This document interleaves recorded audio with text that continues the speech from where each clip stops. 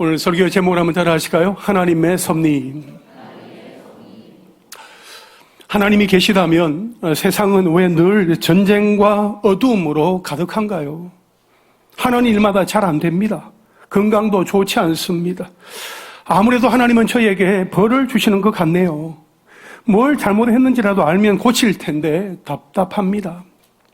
모든 것은 결국 어느 날 우연히 생기는 일 아닌가요? 여러분, 하나님이 그분의 작정하신 일을 실행하는 두 가지가 있는 창조와 섭리입니다. 그 창조는 지난번에 한번 말씀을 드렸었고, 또 오늘 이 시간에는 섭리에 대해서 함께 살펴보도록 하겠습니다. 모든 것을 무에서 창조하신 하나님이 그것을 그냥 내버려 두시면 어떻게 될까요? 그대로 있을까요? 시간이 지나면서 망가질까요? 아니면 오히려 발전해서 점점 더 완벽해질까요?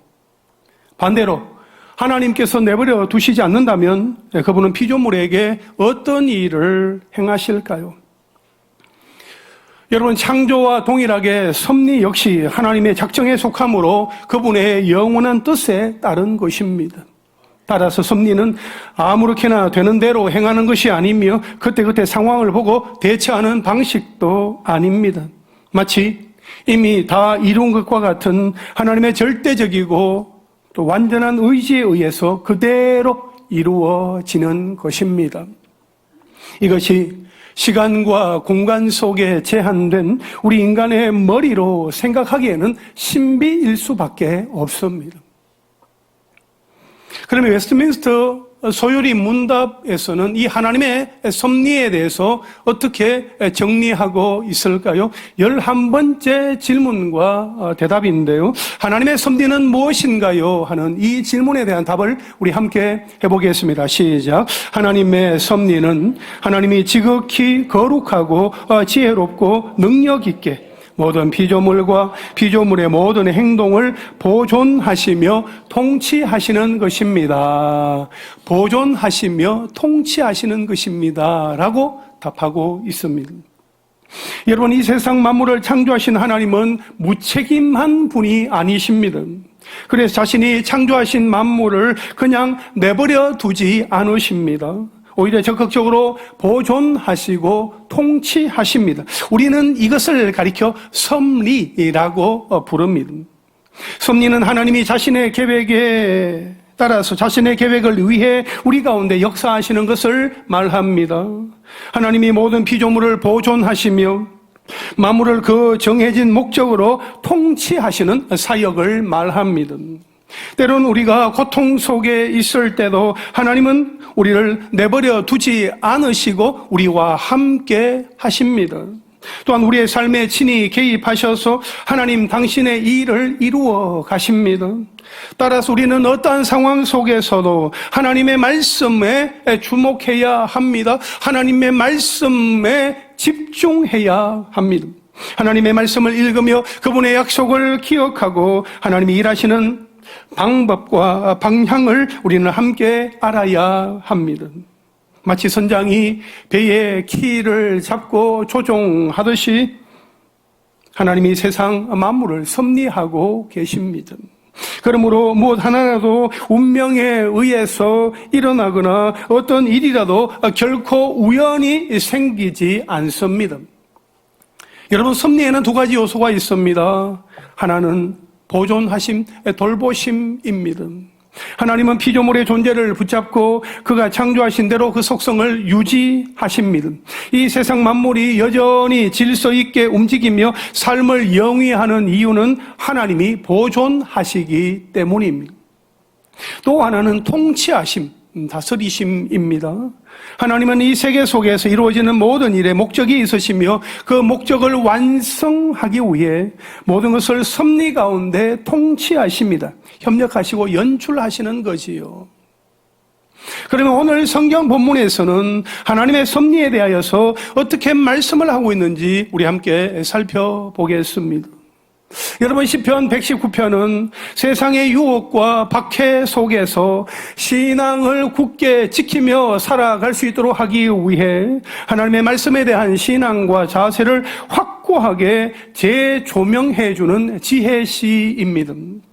뿐만 아니라 시편에서 가장 긴 시이며 이것을 알파벳 시라고 합니다. 알파벳 시라는 것은 각 절의 시작에 히브리어 알파벳 자음 22개를 8절마다 한 개씩 순서대로 사용하여서 기록한 시다 하는 것입니다. 그러니까 1절부터 8절은 모두 히브리 알파벳 첫 자음인 그 알렙으로 시작을 하고, 그 다음 9절부터 16절은 그 다음, 알렙 그 다음에 자음인 베트로 시작합니다. 알렙, 베트, 김메, 달렛, 해, 와우, 자인 이렇게 나아가다가 마지막 169절부터 176절은 히브리어 마지막 22번째 자음인 타브로 각 절을 시작합니다. 제가 설교를 준비하면서 이것을 어떻게 좀 쉽게 설명을 드릴까라고 생각을 하다가, 예를 들어서 우리 한글의 자음, 기역, 니은, 디귿, 리얼이 있잖아요. 이것을 이용해서 시를 쓴다면, 오늘 시편 119편처럼 시를 쓴다면 이렇게 쓰는 거죠. 1절부터 8절까지, 9절부터 16절까지 이렇게 이제 가는데, 이제 맨 처음에 이제 기역으로 이제 시작을 하는 거죠. 초성에 기역이 다 들어가게 하는 거예요. 보면은 여러분, 강물이 흘러갑니다 라는 시를 이제 이렇게 쓴다고 할 때에 이제 1절부터 8절까지 보면 맨 첫 단어, 첫 음절에는 초성 기역이 들어가게끔 제가 한번 만들어 봤어요. 강물이 흘러갑니다. 계곡에서 흘러내린 물이 깊고 깊은 골짜기를 뒤로 하고 굴곡진 바위산을 돌고 돌아 굽이 해몰아치며 거침도 없고 쉼도 없이 거침없이 흘러갑니다. 광대한 태평양을 향하여. 여러분, 이렇게 이해되시죠? 이해되시면 고개를 끄덕이시면 됩니다. 예, 이렇게 쓰는 거예요. 히브리어 그 자음을 가지고 시편 119편을 그렇게 썼다는 거예요. 히브리어 자음이 22개라고 말씀을 드렸습니다. 1절부터 8절까지, 9절부터 16절까지, 17절부터 24절까지. 그러니까 알파벳을 그대로 순서대로 이렇게 적용을 해서 그렇게 시편을 기록을 한 거예요. 우리가 시편 중에서 제일 긴 시편이 사실 성경 중에서 제일 길죠. 119편이라고 말하는데 몇 절인지는 우리가 그냥 지나갔잖아요. 22 곱하기 8 하면 176이 되는 거예요.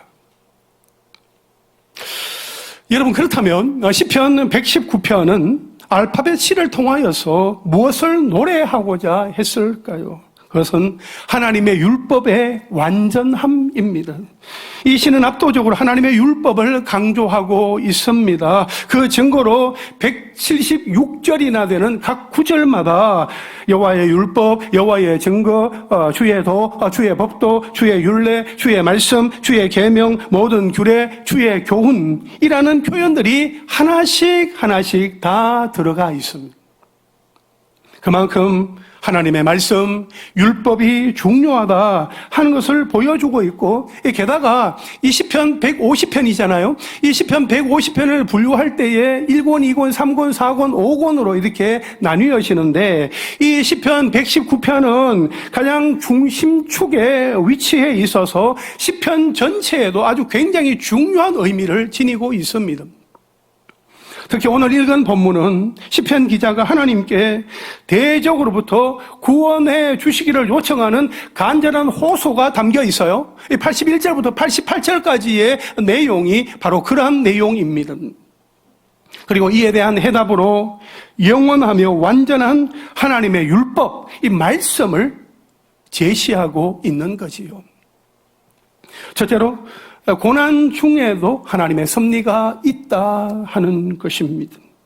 여러분, 고난 중에 있을 때에 우리에게 소망이 있는 이유는 무엇일까요? 힘들고 어려운 상황 가운데 있지만 그럼에도 불구하고 소망을 가지게 되는 것은 무엇 때문일까요? 오늘 보면 93절 말씀 함께 읽겠습니다. 시작. 내가 주의 법도들을 영원히 잊지 아니하오니 주께서 이것들 때문에 나를 살게 하심이니이다. 아멘. 고난 중에도 우리에게 소망이 있는 이유는 주의 법도들을 영원히 잊지 않기 때문입니다. 여기에서 주의 법도는 하나님의 말씀을 의미합니다. 하나님의 말씀이 우리에게 소망이 되는 이유는 하나님의 말씀을 통해 하나님의 성품을 발견할 수 있기 때문입니다. 여러분, 하나님의 그 가장 중요한 성품 가운데 하나는 헤세드, 인자, 사랑, 은혜라고 그렇게 표현을 하지요. 반드시 약속을 지키시는 하나님이 우리를 선한 길로 이끌어 가십니다.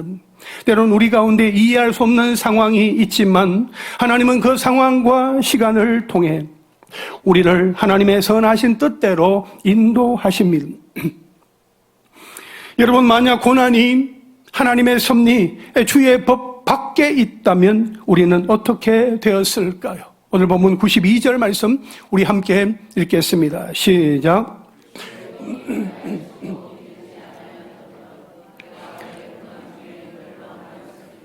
아멘. 주의 법이 나의 즐거움이 되지 아니하였다면 내가 내 고난 중에 멸망하였으리다. 이렇게 고백하고 있습니다. 내 앞에 생각지도 못한 고난이 찾아왔어요. 그 고난으로 인한 고통이 너무나 견디기 어렵습니다. 그런데 그 고난과 고통을 하나님의 섭리, 주의 법이라는 안경을 통해서 보지 않으면 결국 나에게 남는 것은 즐거움은 사라지고 하나님을 원망하고 불평하다가 멸망하는 것뿐입니다. 하지만 하나님의 섭리, 주의 법을 통해 내게 주어진 고난과 고통을 바라볼 수만 있다면 그 안에서 하나님의 선하신 계획과 주권적인 섭리를 보게 된다 하는 것입니다. 우리가 성경에서 고난받은 사람의 예를 들 때 대표적인 사람이 욥입니다. 하나님의 주권 속에서 그 모든 일들이 이루어지게 되었습니다만 사실 우리가 욥의 고난을 보면서도 선뜻 받아들이기는 쉽지 않습니다. 하지만 이해할 수 없는 상황에서도 하나님의 섭리를 믿는 근거가 무엇입니까? 오늘 보면 89절부터 91절까지 말씀을 함께 읽겠습니다. 시작. 여호와여, 주의 말씀은 영원히 하늘에 굳게 섰사오며 주의 성실하심은 대대에 이르나이다. 주께서 땅을 세우셨으므로 땅이 항상 있사오니 천지가 주의 규례들대로 오늘까지 있음은 만물이 주의 종이 된 까닭이니이다. 아멘. 여러분, 이 구절들은 세상의 모든 유한한 것들과는 결코 비교할 수 없는 영원 불변하신 하나님의 말씀에 대한 이 시편 기자의 강한 확신이 이 속에 그대로 담겨져 있습니다. 여기에 보면 91절 상반절에 천지가 주의 규례들대로 오늘까지 있음은 이라고 했는데 이것은 천지의 불변성을 실예로 들어서 주의 말씀의 영원 불변함을 노래하고 있는 것입니다. 여러분, 히브리인들에게 있어서 천지는 하나님에 의해 창조된 것 중에서 변치 아니하는 것으로 여겨졌습니다. 그래서 하나님의 말씀으로 만들어진 천지가 변함이 없는데 하물며 그러한 천지를 창조하신 하나님의 말씀이 변치 아니하는 것은 당연하다 하는 것을 말하고 있는 것입니다. 또 91절 하반절에 보면 만물이 주의 종이라고 했습니다. 만물에 대한 하나님의 절대 주권을 나타내는 것입니다. 또한 89절에 보면 주의 말씀이 영원히 하늘에 굳게 섰사오며 라고 했는데 이것은 하나님의 말씀의 영원 불변성을 비유적으로 묘사한 것입니다. 그리고 90절 상반절에 보면 주의 성실하심은 대대에 이르나이다 했습니다. 이것도 역시 하나님의 말씀이 영원히 변치 않는 그 이유를 말하고 있는 것입니다. 즉 하나님은 한번 말씀하시고 약속하신 것은 반드시 지키십니다. 아브라함에게 아들을 주신다는 그 약속은 25년이 흐른 뒤에 지키셨고 가나안 땅을 주신다는 그 약속은 약 430년이 흘렀는데도 하나님은 바꾸지 아니하시고 그대로 지켜주셨습니다. 이처럼 하나님은 한번 말씀하신 것은 반드시 지키시는 성실하신 분이기 때문에 하나님의 말씀 역시 영원히 변치 않는 것입니다. 여러분, 일상에서 일어나는 수많은 일들 가운데 도무지 이해할 수 없는 상황에서도 하나님의 섭리를 믿는 근거는 하나님의 말씀은 영원하고 주의 성실하심은 자손 대대에 이르며 만물이 하나님의 질서대로 움직이기 때문입니다. 여러분, 하나님은 태초에 말씀으로 천지를 창조하신 후에 그저 멀리 떨어진 그 상태에서 피조 세계에 개입하지 않으시는 분이 아닙니다. 전적으로 타락한 이 세상을 회복시키는 방향으로 섭리하시는 분입니다. 하나님의 말씀이 도무지 이해할 수 없는 상황 가운데 있는 우리에게 정말 소망이 되는 것은 하나님이 어떤 분이신지를 하나님의 말씀이 우리에게 분명하게 보여주고 있기 때문입니다. 아무리 힘이 센 권력과 남들이 부러워하는 지위와 명예, 남들이 갖지 못한 것을 소유했다 할지라도 그 사람의 약속도 굳은 맹세도 호흡이 끊어지면 그냥 물거품이 되고 맙니다. 그래서 더 이상 그 어떤 약속도 친절도 호의도 베풀지 못합니다. 그렇게 세상의 모든 것은 유한하고 다 변하게 되어 있습니다. 그러나 하나님의 말씀, 하나님의 약속은 영원히 변하지 않으시기에 우리에게 소망이 됩니다. 할렐루야. 하나님은 약속하신 것을 반드시 이루십니다. 하나님은 우리에게 구원의 약속을 주셨고 우리를 구원하사 날마다 새롭게 하여 주십니다. 그러므로 때때로 이해가 되지 않는 고난과 고통이라는 상황에 처할 때에 그 고난에 집중하기보다 그 고난을 다 아시고 고난의 문제를 다스리시며 그 고통 속에서도 우리와 함께 하시는 그 하나님의 섭리를 말씀 속에서 발견하게 되면 우리에게 소망이 있는 것입니다. 그 소망이 우리에게 힘을 더하여 주는 것입니다. 고난만을 바라보면 너무 마음이 어렵습니다. 너무 마음이 힘이 듭니다. 이 고난의 문제가 언제쯤 끝날 것인지, 이 고난으로 인한 고통이 언제쯤 그칠 것인지 알 수 없으니까 너무너무 힘이 듭니다.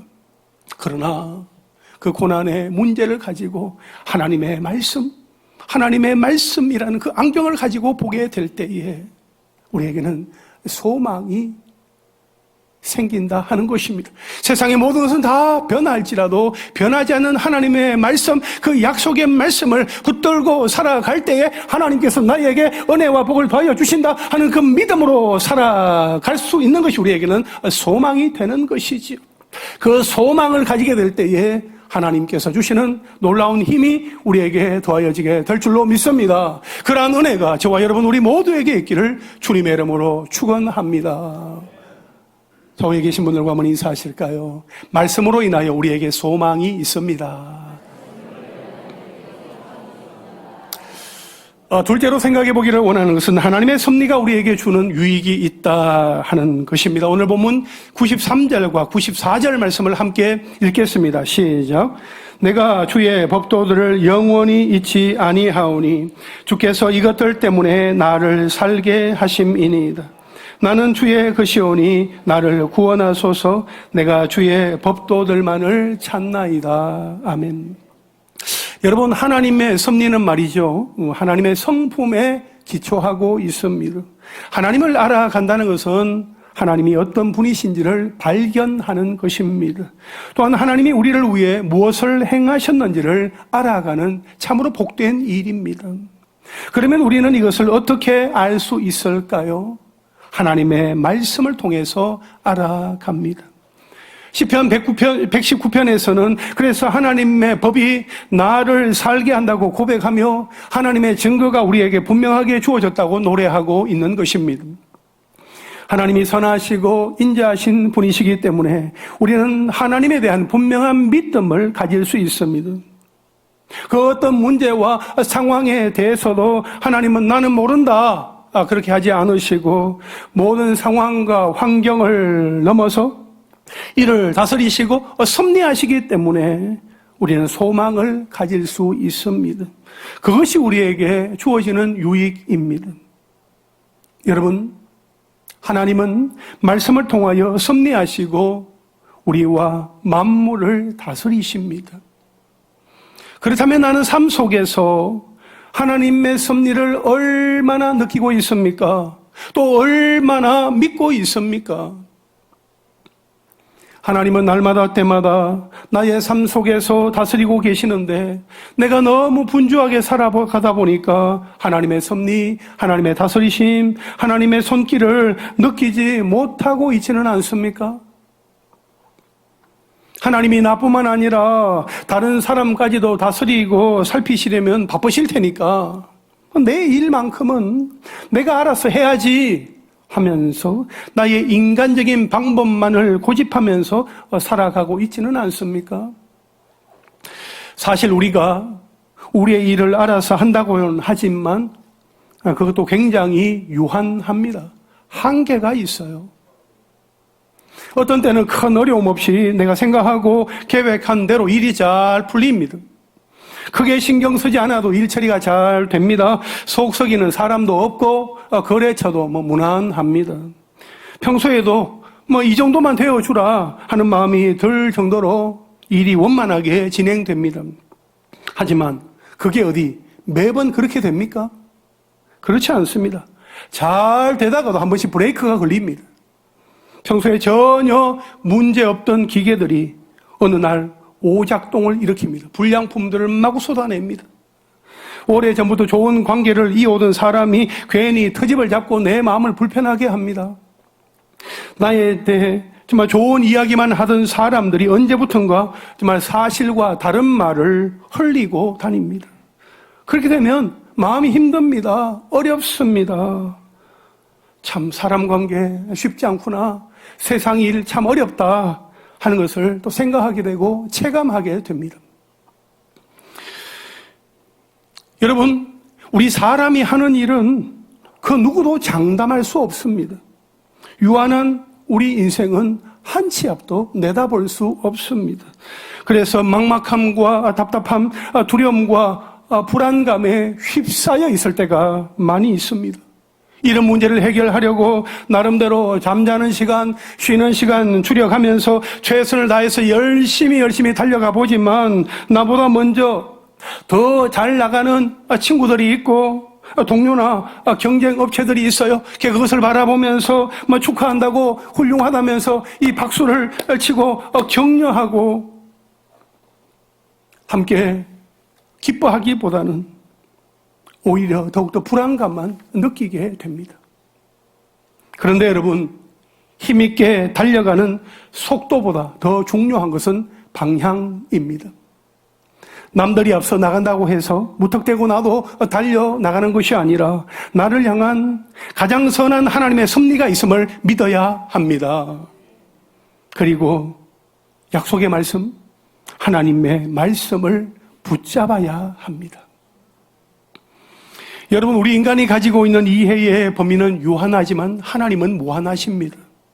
그 무한하신 하나님의 뜻이 말씀 안에, 말씀 속에 있기 때문에 우리는 하나님의 섭리, 하나님의 뜻과 계획을 믿고 그 어떤 순간에도 영원히 변치 않는 하나님의 약속의 말씀을 더욱 붙잡아야 하는 것입니다. 그래야 할 때 우리에게 주어지는 유익은 그 말씀이 나를 살립니다. 그 말씀이 가족을 살리고 도시를 일으킵니다. 그 말씀이 우리를 살리고 민족을 구원합니다. 그 말씀에는 그런 놀라운 능력이 있는 것입니다. 사랑하는 성도 여러분, 하나님의 섭리를 믿고 따를 때에 우리에게 주어지는 유익이 분명히 있습니다. 그런데 나는 지금 무엇을 믿고 있습니까? 무엇을 의지하고 있습니까? 무엇을 따라가고 있습니까? 나는 지금 무엇을 붙잡고 있습니까? 무엇에 귀를 기울이고 있습니까? 사람의 말입니까? 여론입니까? 아니면 하나님의 약속의 말씀입니까? 마지막 셋째로 하나님의 섭리를 대하는 우리의 자세입니다. 시편 119편은 완전하신 하나님의 율법을 노래하고 있습니다. 여기에서 율법은 단순히 모세의 오경만을 의미하지 않고 하나님의 말씀을 다 포함합니다. 피조세계는 하나님이 창조하시고 질서를 그 가운데 부여해 주셨습니다. 하지만 인간의 죄악으로 인하여서 피조세계는 전적인 타락과 왜곡을 겪게 되었습니다. 이를 회복하기 위해서는 다시 하나님의 질서를 세워야 합니다. 그렇다면 우리는 어떻게 하나님의 질서를 세울 수 있을까요? 하나님의 율법, 하나님의 말씀이 그 해답이다 하는 것을 우리에게 말씀해 주고 있는 것입니다. 다른 그 무엇이 아닌 거예요. 다른 그 어떤 것이 아니라 하나님의 말씀이다. 하나님의 말씀을 기억하고 하나님의 말씀으로 돌아가라. Back to the Bible. 하나님의 성경으로 돌아가야 될 것을 우리에게 말씀해 주고 있는 것입니다. 우리가 경험하는 고난과 고통의 문제도 마찬가지입니다. 따라서 모든 문제 속에서 우리를 다스리시고 빚어가시는 하나님을 바라보아야 합니다. 하나님은 창조하신 이 세상을 그냥 내버려 두지 않으시고 모든 피조 세계를 섭리하십니다. 우리가 고난 가운데서도 정말 소망을 가질 수 있는 이유는 하나님께서 다스리고 계시기 때문입니다. 하나님은 모든 만물을 말씀으로 섭리하시고 다스리십니다. 그러므로 우리는 하나님의 통치 안에, 하나님의 다스리심 안에 거하고 있기 때문에 고통과 고난 속에서도 우리는 소망을 가질 수 있습니다. 여러분, 우리가 고난 속에서 말씀을 통해 변함없는 하나님의 섭리를 발견하고 순종하기 위해 내가 할 수 있는 것은 무엇일까요? 하나님의 섭리를 믿는다고 할 때에 우리는 종종 우리가 해야 할 그 일을 간과할 때가 적지 않습니다. 운명론과 섭리가 다른 것은 하나님은 언제나 우리를 통해, 누구를 통해서요? 우리를 통해 하나님 자신의 돌보심과 다스리심을 실현하신다는 사실에 있습니다. 하나님은 홀로 일하지 않으십니다. 물론 홀로 하실 수도 있으시나 하나님은 우리를 통해 하나님은 그 놀라운 일들을 이루어 가십니다. 우리는 여전히 우리가 행동하는 것에 대하여서 책임을 져야 합니다. 특별히 성도인 우리는 하나님의 말씀을 통해 하나님의 계획을 발견해야 하며 기도로 반응하고 말씀에 순종하는 삶을 살아야 합니다. 결국 하나님의 섭리는 우리를 게으르게 만들거나 수동적으로 기다리게 하는 것이 아니라 하나님을 더욱더 순종함으로, 하나님을 더욱더 신뢰함으로, 하나님을 더욱더 의지함으로 말씀과 기도의 삶, 순종의 삶을 살게 하여 줍니다. 하나님의 섭리에 대한 우리의 자세는 지혜롭게 해석하는 것입니다. 하나님께서 우리의 삶 가운데 날마다 때마다 일하고 계시는데 지금 이 상황을 내가 어떻게 받아들여야 되는가? 우리 어떤 인간적인 생각으로 그 문제를 재단하는 것이 아니라 하나님의 말씀 가지고 지혜롭게 해석할 수 있어야 된다는 것입니다. 우리에게 말씀이 주어졌고 그 말씀을 가지고 우리가 순종하며 나아가는 가운데 하나님의 말씀을 지혜롭게 해석하면서 그 말씀이 내 속에 살아 역사하는 것을 경험할 수 있게 되기를 간절히 바랍니다. 여러분, 요셉이 애굽으로 가게 되었을 때에 그는 그 문제를 어떻게 해석을 합니까? 그가 애굽으로 가게 된 그 문제에 대해서 창세기 45장 7절과 8절에서 이렇게 그는 말하고 있습니다. 우리 함께 읽겠습니다. 시작. 하나님이 큰 구원으로 당신들의 생명을 보존하고 당신들의 후손을 세상에 두시려고 나를 당신들보다 먼저 보내셨나니 그런즉 나를 이리로 보낸 이는 당신들이 아니요 하나님이시라. 하나님이 나를 바로에게 아버지로 삼으시고 그 온 집의 주로 삼으시며 애굽 온 땅의 통치자로 삼으셨나이다. 아멘.